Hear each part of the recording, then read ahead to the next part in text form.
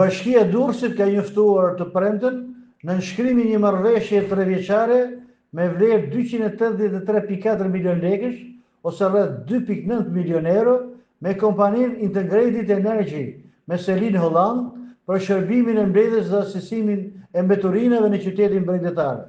Sipas njoftimit të publikuar në portalin e prokurimit elektronik, kontrata është negociuar sikur se relatojnë agjencitë e lajmeve pa zhvillimin e një tenderi publik. Integrated Energy, që operon gjithashtu një deponi pranë Tiranës, u themelua në vitin 2017 si pjesë e një kontrate koncesionare me qeverinë shqiptare për trajtimin e mbetjeve në kryeqytet.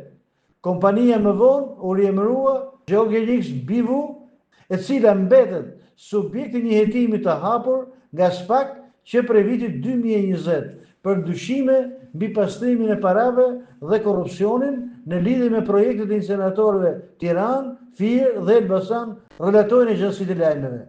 Hetimet kanë zbuluar se Integrated Energy është në pronësi të plotë të Geogenix, ndërsa pronarët përfundimtar të saj rezultojnë të jenë 2 shtetës shqiptar.